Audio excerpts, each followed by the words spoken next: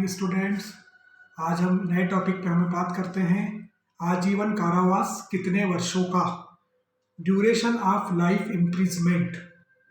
मैं डॉक्टर अश्विन लोया मेरे YouTube channel पर आप सभी का फिर से स्वागत करता हूं। आजीवन कारावास को अलग अलग भाषाओं में किस तरह बोला जाता है। हिंदी में यदि हम इसे कहेंगे तो वो है आजीवन कारावास। यदि हम इसे इंग्लिश में कहेंगे तो वो होता है लाइफ इम्प्रिजमेंट। और यदि हम इसे उर्दू में कहेंगे तो उर्दू में इसे उम्र कैद कहा जाता है। अब बहुत बच्चों के मेरे पास कॉल्स आते हैं या बच्चों के फ़ोन आते हैं तो उस पर यह समस्या रहती है उनको कि सर आजीवन कारावास कितने वर्षों का होता है। कोई आजीवन कारावास 14 वर्ष का कहता है, कोई 20 वर्ष का कहता है। तो इसमें आजीवन कारावास की अवधि क्या है, तो मैं इस वीडियो के माध्यम से मेरी खुद की जानकारी के हिसाब से थोड़ा सा ये बताना चाहता हूँ कि आजीवन कारावास का क्या समय रहता है। भारतीय दंड संहिता इंडियन पेनल कोड आईपीसी की सेक्शन 53 में पनिशमेंट के बारे में बताया गया है। उस पनिशमेंट में एक होता है कारावास। कारावास जो कि दो प्रकार का होता है, एक सिंपल सादा और एक कठिन कारावास, राइगरस पनिशमेंट। उसी में एक क्लॉज दिया है आजीवन कारावास का। तो आईपीसी की सेक्शन 53 से हमें आजीवन कारावास के बारे में प्रावधान मिलता है। अब आजीवन कारावास की अवधि क्या हो, तो सिंपल सी बात है कि कारावासी व्यक्ति बचे हुए अपने शेष जीवन तक जेल में ही रहेगा, अर्थात उसे तमाम उम्र के लिए आजीवन कारावास दिया जाता है।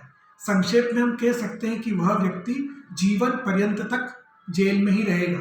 लेकिन अब हमारे सामने मेन बात यह भी आती है कि हमें यह देखने में आता है या पेपर में पढ़ने में आता है कि किसी व्यक्ति को तो 14 वर्ष में छोड़ दिया, किसी व्यक्ति को 20 वर्ष में छोड़ दिया।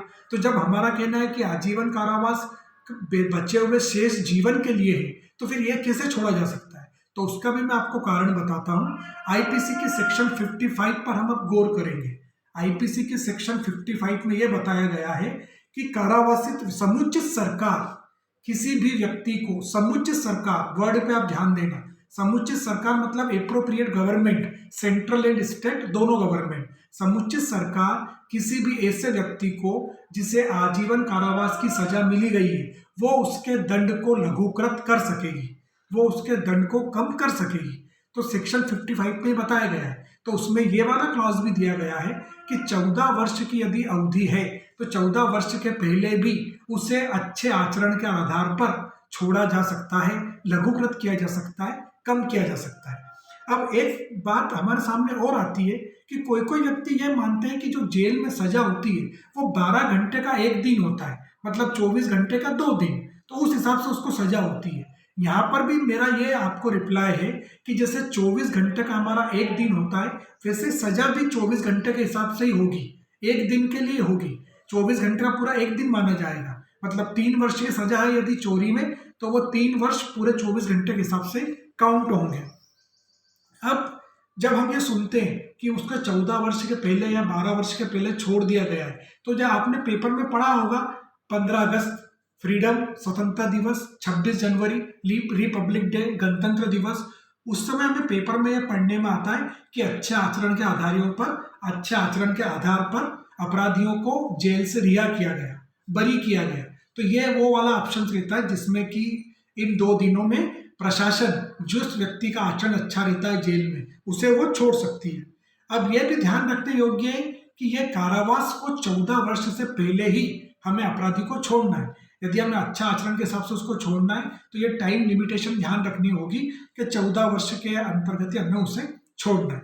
अब एक और आईपीसी के सेक्शन 57 पर हम गौर करते हैं। इसी के आगे सेक्शन 57 में यह बताया गया है कि दंडा विधियों की भिन्नों की गणना करने में आजीवन कारावास को 20 वर्ष के कारावास के समतुल्य गिना जाएगा।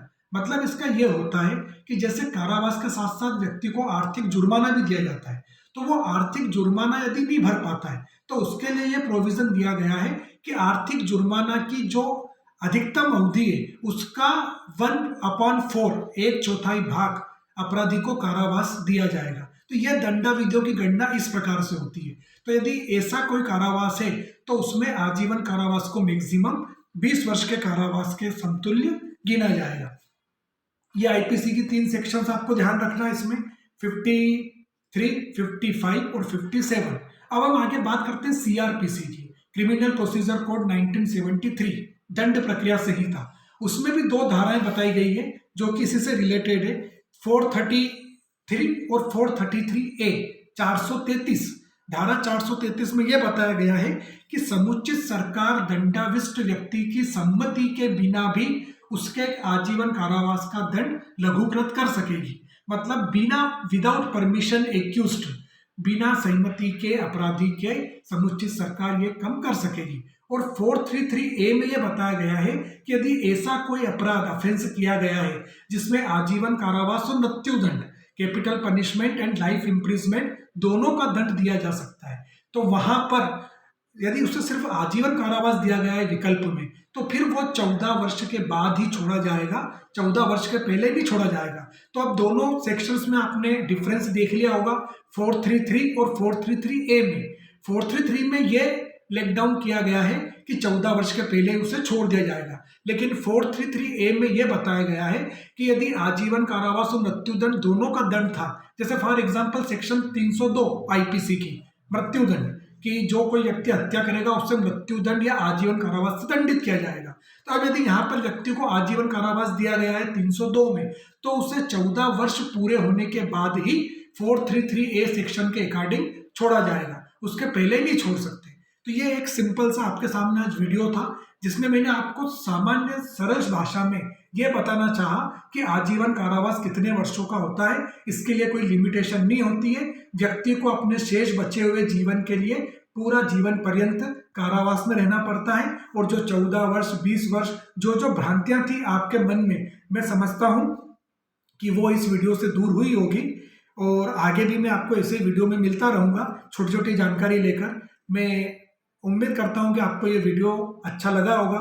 यदि आपको वीडियो अच्छा लगे तो उसको लाइक करें, कमेंट्स करें। कमेंट्स बॉक्स में आपके जो भी सजेशंस आएंगे उस पर हम गौर करेंगे और हर कमेंट्स का आपको रिप्लाई देने की पूरी कोशिश करेंगे। टेक केयर, घर पर रहिए, सुरक्षित रहिए। थैंक यू, बाय बाय, मिलते हैं जल्दी, बाय।